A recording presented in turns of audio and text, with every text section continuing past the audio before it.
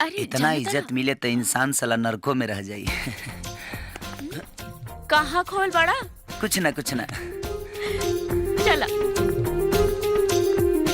लें चाय लें।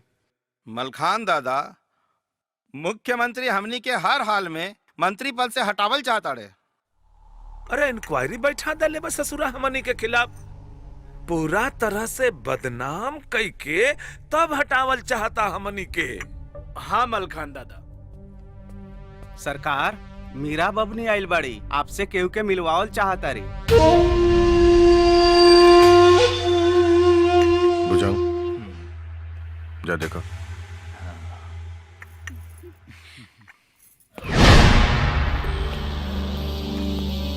मीरा,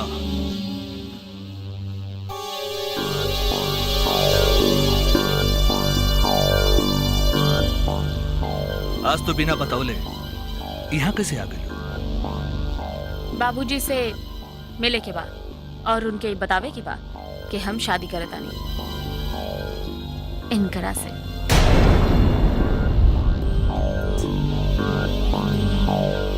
भैया बता, तू जा, तू अंदर जा।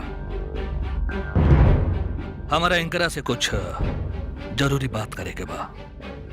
जा तू अंदर जा।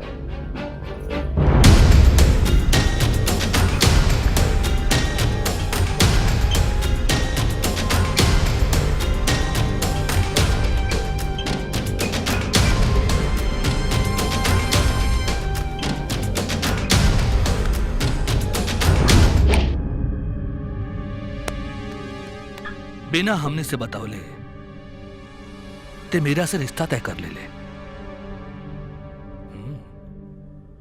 मीरा के बियाह केकरा से होई ई ते तय करबे।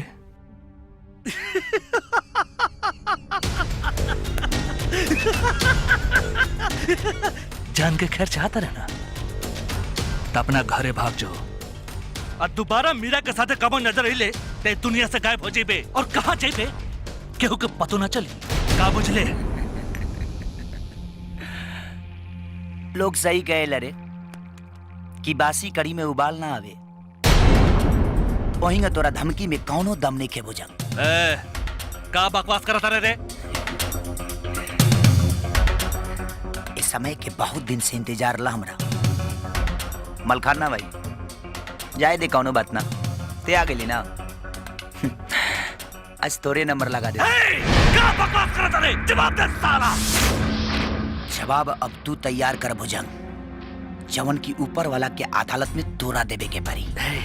और हाँ, ऊपर वाला के अदालत में कौनो लाइफ लाइन ना होला, कौनो लाइफ लाइन ना।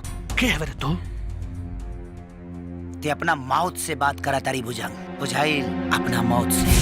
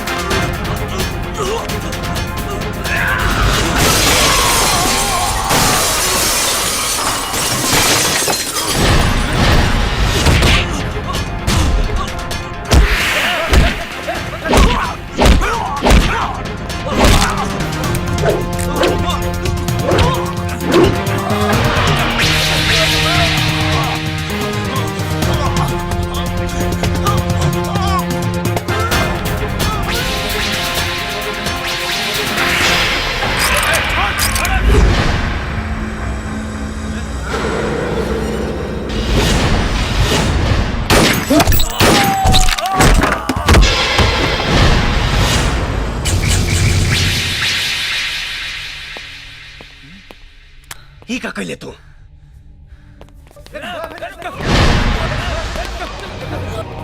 भाग, चल भाग यहाँ से।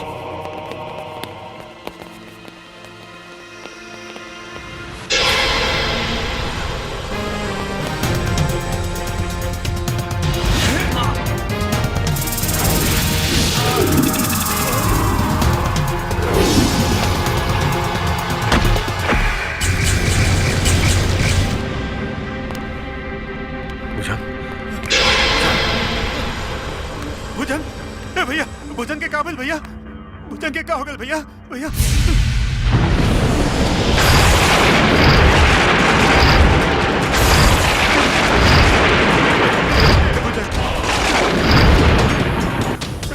चाहे पाताल में जाके छुप जाए हो,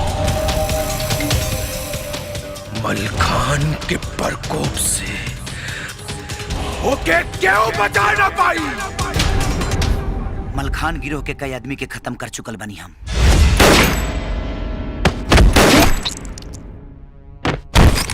आएगो के तो तोरा सामने ही मरनी। ओकर नाम रहल महावीर। हम मलखान पर भी गोली चलौले रहनी होटल में।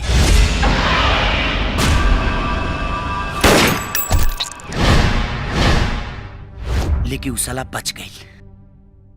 ओकरा तक पहुंचे खातिर हम मीरा से दोस्ती कैनी। आज हमर बदला पूरा हो गई रही, लेकिन मलखान से तोहार का दुश्मनी बा बेटा? ये कहानी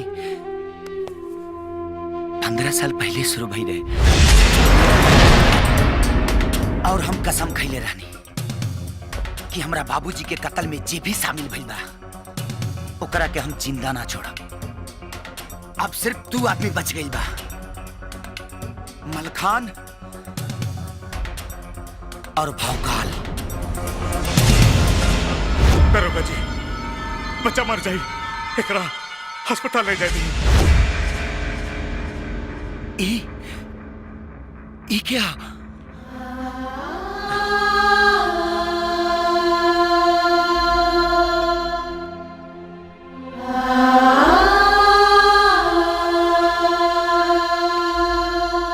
हमार बाबूजी।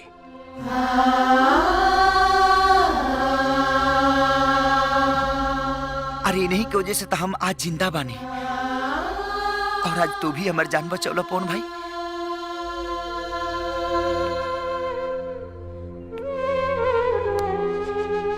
हमरो कहानी तोहरे जैसन बा कृष्णा। हमार बाबूजी, हमार बहन, दोनों के मलखान।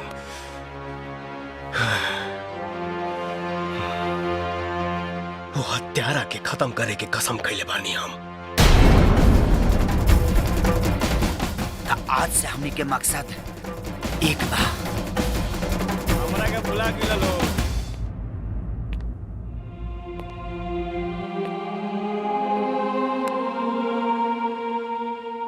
ये हमार भाई हमें सूरज।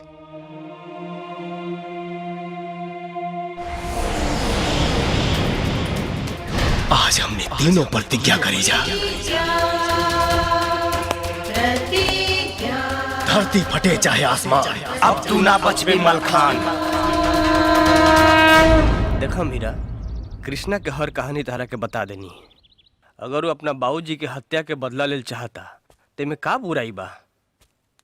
आ वैसे भी कृष्णा तो के बहुत दिल से चाहेला, ओकर जाने घड़ी खतरा में बा। ऐसे समय में तोहरा ओकर साथ देवे के चाही ना कि कृष्णा ये बात खुद भी आके कह सकत रहलन ह। समझला, ये बात कृष्णा ही कहता रहे।